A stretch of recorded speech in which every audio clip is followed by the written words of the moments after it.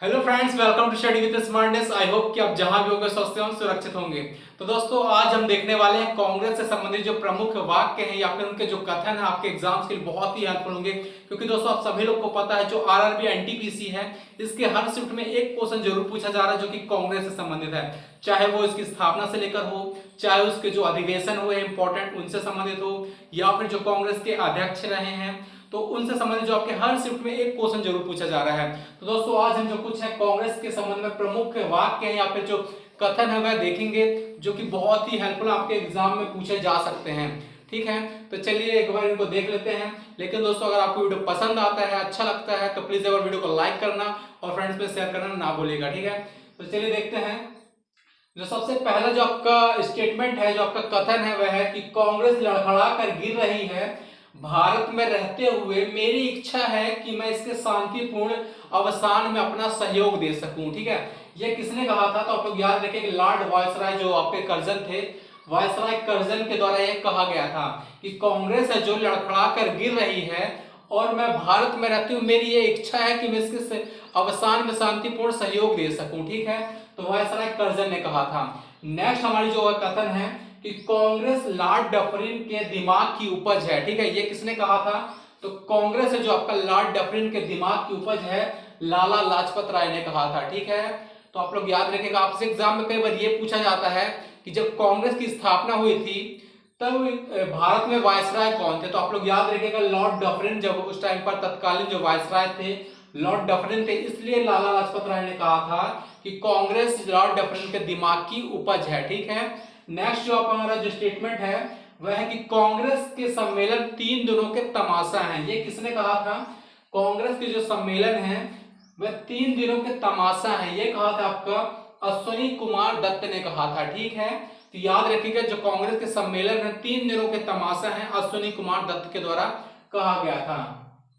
Next जो हमारा statement है कि कांग्रेस के सम्मेलन शिक्षित भारतीयों के राष्ट्रीय मेले हैं।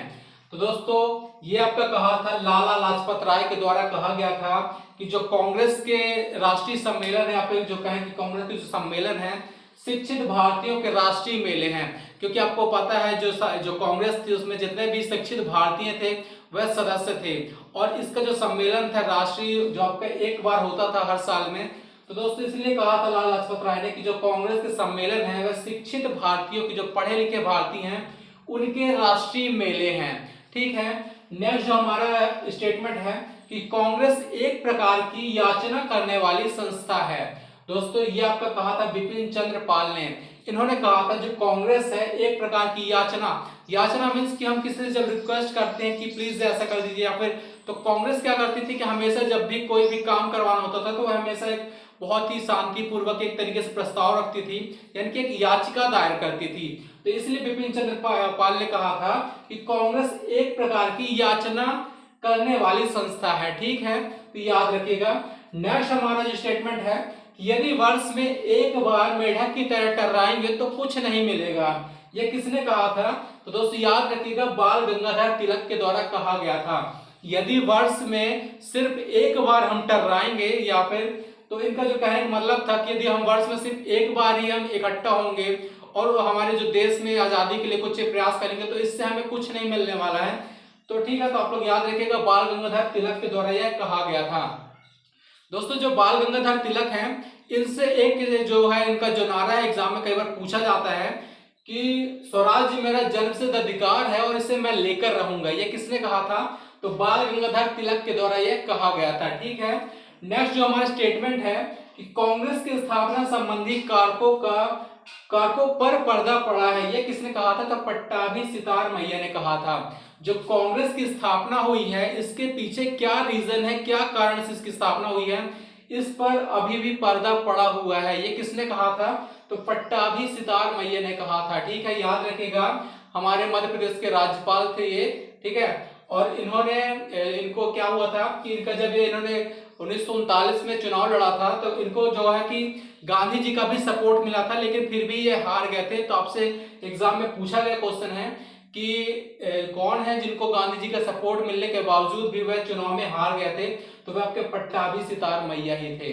ठीक है, क्योंकि उस टाइम पर गांधी जी का सपोर्ट मिलना ऐसा था कि अगर गांधी जी किसी के पीछे सपोर्ट यदि कर देते हैं या फिर खड़े हो जाते हैं तो पूरा देश उनके पीछे खड़ा हो जाता था, बट ऐसा नहीं हुआ था, फिर भी ये हार गए थे और उस टाइम पर सुभाष चंद्र बोस जीत गए थे। ठीक है, तो याद रखिएगा कांग्रेस की स्थापना संबंधी कारकों पर पर्दा पड़ा है, ये किसने कहा था? पट्टाभी सितार मैया ने कहा था। नेक्स्ट जो हमारा है, कांग्रेस संभ्रांत लोगों का प्रतिनिधित्व करने वाला संगठन है, ये किसने कहा था? लॉर्ड डफरिन ने कहा था, जो कि हमारे तत्कालीन वायसराय थे। दोस्तों यहाँ पे जो संभ्रांत लोगों का मतलब है, एक तरीके से आप कहें कि जो कम संख्या या फिर छोटे कम सीमित क्षेत्र वाले जो लोग होते हैं या फिर आप कहें अल्पसंख्यक, जिनकी मात्रा या फिर संख्या कम होती है, उनका प्रतिनिधित्व करने वाला जो संगठन कहा था वह लॉर्ड डफरिन ने कहा था कि जो कांग्रेस है वह संभ्रांत लोगों का प्रतिनिधित्व करने वाला संगठन है, लॉर्ड डफरिन ने कहा था। नेक्स्ट जो आपका है कि कांग्रेस के लोग पदों के भूखे हैं, ये किसने कहा था? याद रखिएगा बंकिम चंद्र आपका चटर्जी के द्वारा कहा गया था कि जो कांग्रेस के लोग हैं वह पदों के भूखे हैं, जो आपके जो इसमें जो सदस्य हैं वह पदों के भूखे हैं, ये कहा था बंकिम चंद्र चटर्जी ने कहा था। ठीक है, नेक्स्ट जो हमारा स्टेटमेंट है कि स्वतंत्रता पश्चात कांग्रेस की समाप्ति का सुझाव किसने दिया था? दोस्तों ये आपका सबसे मोस्ट इंपोर्टेंट है, मोस्टली एग्जाम में पूछा गया क्वेश्चन है कि स्वतंत्रता पश्चात कांग्रेस की समाप्ति का जो सुझाव है वह किसके द्वारा दिया गया था? तो ये आपका है महात्मा गांधी जी के द्वारा दिया गया था कि जो कांग्रेस की स्थापना का उद्देश्य था आजादी प्राप्त करना, अब हमको आजादी मिल गई है तो इसको समाप्त कर देना चाहिए, इस संगठन की अब हमको जरूरत नहीं है, ऐसा कहा था महात्मा गांधी ने। ठीक है, तो आप लोग याद रखिएगा दोस्तों, ये आपके जो टॉप 10 स्टेटमेंट है आपके एग्जाम्स के लिए बहुत ही हेल्पफुल है, इनको एक बार अच्छे तरीके से कवर कर लीजिएगा, एक दो बार रिवाइज कर लीजिएगा, क्योंकि इनसे आपके एग्जाम में देखने को मिलेंगे क्वेश्चन, तो प्लीज एक बार देख लीजिएगा।